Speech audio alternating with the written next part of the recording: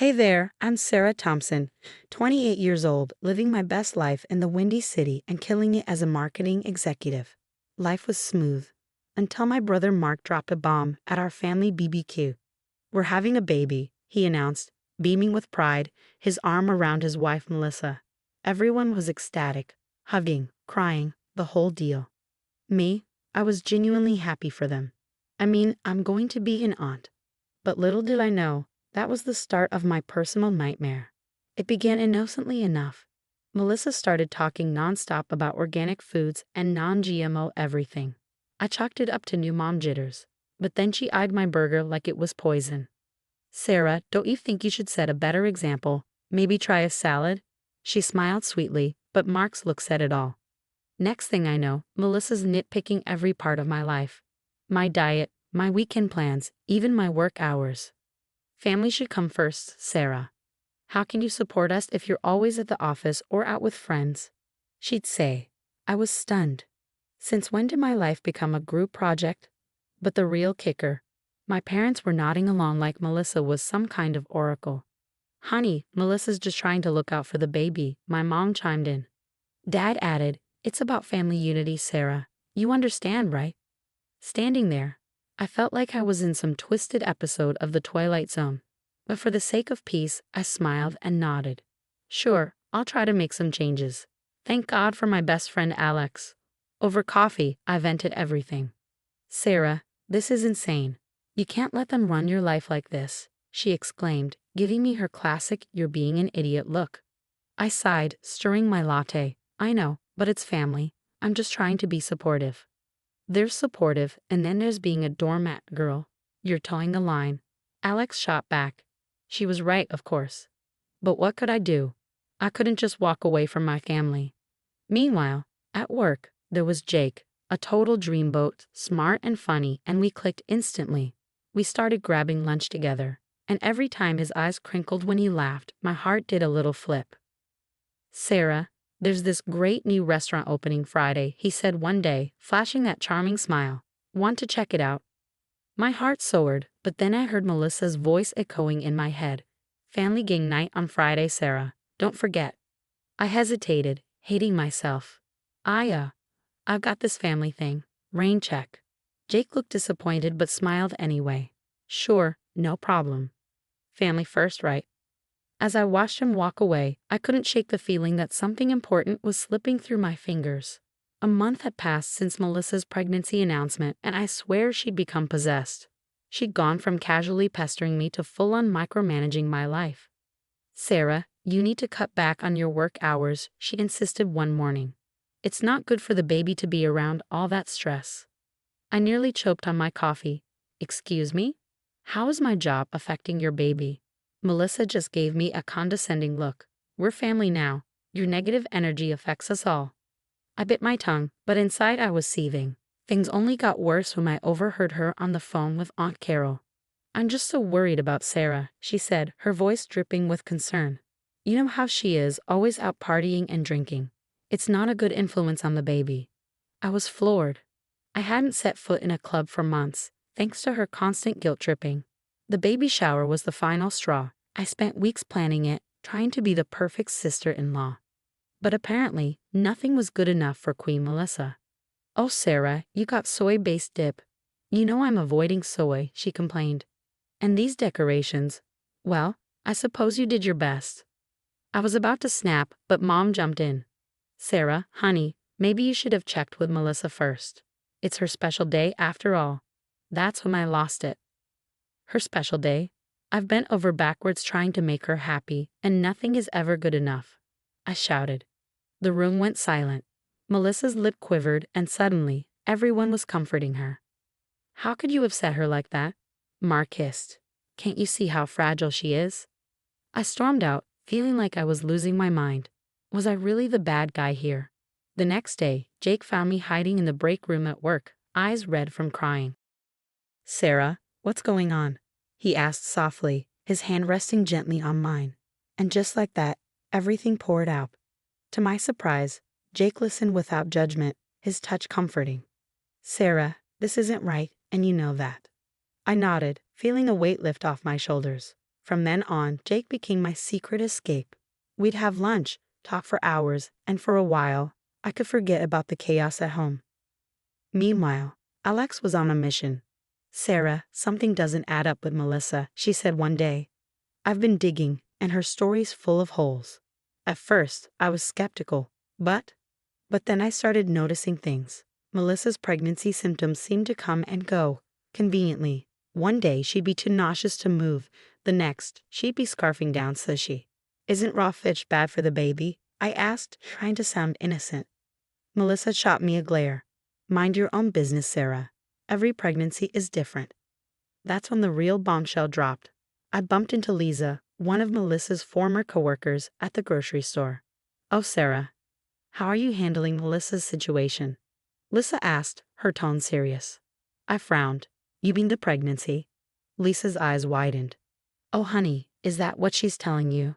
Look, I shouldn't say anything, but this isn't the first time Melissa's pulled something like this. She has a history of, well, creative storytelling to get what she wants. My head spun. Could it be true? Was Melissa faking the whole thing? As I stood there, the pieces of the puzzle started to fall into place. One thing was clear. It was time to stop playing nice. Melissa had been manipulating us all, and someone needed to call her bluff. But how could I expose her without tearing my family apart? After my conversation with Lisa, I couldn't shake the feeling that something was very wrong. I decided to confront Melissa, no matter the consequences. I cornered her at our next family dinner. "Melissa, we need to talk," I said firmly. "Your behavior has been controlling and manipulative, and I'm done with it." Her eyes narrowed. "Excuse me, I'm just looking out for this family, unlike some people." By spreading lies? By trying to control my life? I snapped back. Melissa's face twisted in anger. "How dare you? After everything I've done for this family?" Our shouting match drew the attention of everyone at the table. To my surprise, Aunt Carol spoke up. "Melissa dear, Sarah might have a point. You have been a bit demanding lately," Aunt Carol said gently. For a brief moment, I saw panic flash across Melissa's face. But then she burst into tears. "I can't believe you're all ganging up on me. Don't you care about the baby?" she sobbed. Just like that, the tide turned. My parents rushed to comfort her, while Mark shot daggers at me. "Sarah, how could you?" he hissed. "Attacking a pregnant woman? I think you should leave." I stood there stunned as my family turned their backs on me, but my mother's words cut the deepest. "Until you're ready to apologize to Melissa, maybe it's best if you don't come around for a while," she said coldly. Devastated, I found myself at Jake's place that night, sobbing into his shoulder. Alex arrived shortly after, armed with a folder of documents. "Sarah, you're not going to believe this," she said, her voice grave. "I've been digging into Melissa's past. She's done this before. Multiple times." Alex laid out a trail of evidence: fake pregnancies, fraudulent schemes, manipulated relationships. My head was spinning. But how could she fool everyone? The doctors, the tests. I asked, still trying to process it all. "She's good, Sarah, really good." But this time, she slipped up, Alex explained. I felt sick. What do I do? If I expose her, I could lose my family forever. Jake took my hand, his voice gentle but firm. "Sarah, you've already lost them. They chose her over you. It's time you chose yourself." His words hit me like a brick. He was right. I've been so focused on keeping the peace that I completely lost sight of my own self-worth. "You're right," I said quietly, "but how do we prove it? They'll never believe me without solid evidence." Jake's eyes lit up with a plan. "What if we catch her in the act? Record your conversations. Gather more proof." It felt sneaky, but I was out of options. I nodded, determination replacing my doubt. "Okay, let's do it, but we need to be smart. Melissa is crafty, and one wrong move could ruin everything." Over the next few weeks, I played my part perfectly. I apologized to Melissa, pretended to fall back in line, and kept my phone recording during every interaction. "Oh, Melissa, I'm so excited for the baby. When's your next ultrasound?" "I'd love to come," I said with a smile. Actually, the doctor says too many people stress the baby. It's best if I go alone," she replied, her voice tight. "Gotcha." I also accidentally ran into more of Melissa's old acquaintances, each one revealing more of her shady past. It was exhausting, living this double life, but every time I felt like wavering, I remembered how it felt to be cast aside by my own family. That kept me going. Finally, after a month of gathering evidence, I had everything I needed: text messages, voice recordings, witness statements, a complete picture of Melissa's deception. As I sat with Jake and Alex, reviewing all the evidence, a wave of mixed emotions hit me: relief, anger, sadness, and fear. "This is it," I said, my voice shaking. "Once I do this, there's no going back. My family might never forgive me." Jake squeezed my hand, his eyes full of understanding. "They might not. But you'll have your life back, your self-respect, and us. We're not going anywhere," Jake said firmly. Alex nodded. "We've got your back, Sarah. All the way." Taking a deep breath, I steeled myself for what was to come. It was time to unravel Melissa's web of lies once and for all. Whatever happened next, I knew one thing for sure. I was done being a doormat. It was time to stand up and fight for myself.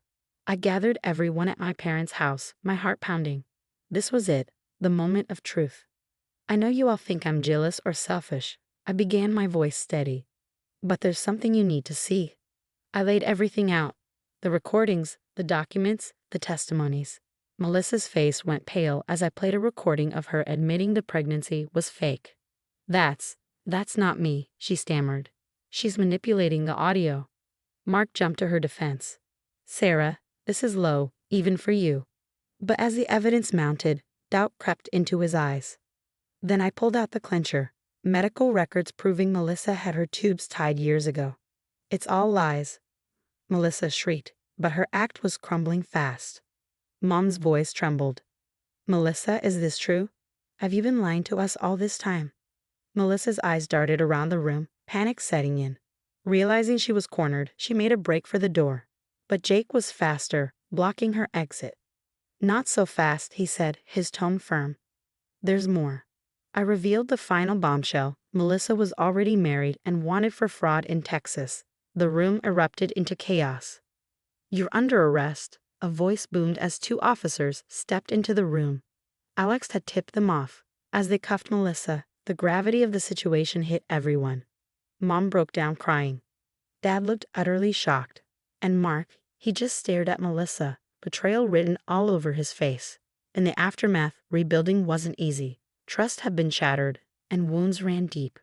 I set clear boundaries with my family, making it clear that their past behavior wasn't acceptable. "I love you," I told him firmly, "but I won't be disrespected or manipulated again." Months passed, and I threw myself into my career, excelling like never before. Jake was my rock through it all, and our relationship only grew stronger. 1 year later, I stood in front of a mirror, admiring my engagement ring. Jake and I were planning our wedding, surrounded by true friends who had stood by us. My phone buzzed with a news alert. Melissa had been convicted and was facing years in prison for her frauds. I felt a mix of emotions: relief, vindication, and a twinge of sadness for what could have been. My relationship with my family had become cordial but distant.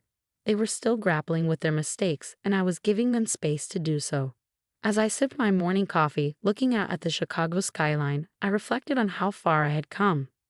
The old Sarah would have kept quiet, sacrificing her happiness for family peace. But I'd learned that real family, whether by blood or by choice, lifts you up, not tears you down. I was stronger now, wiser, surrounded by people who truly cared about me. The journey had been painful, but I wouldn't change it. It had led me to this moment where I finally felt free to be myself. A text from Jake popped up. "Ready for our lunch date, future Mrs. Thompson." I smiled, grabbing my coat.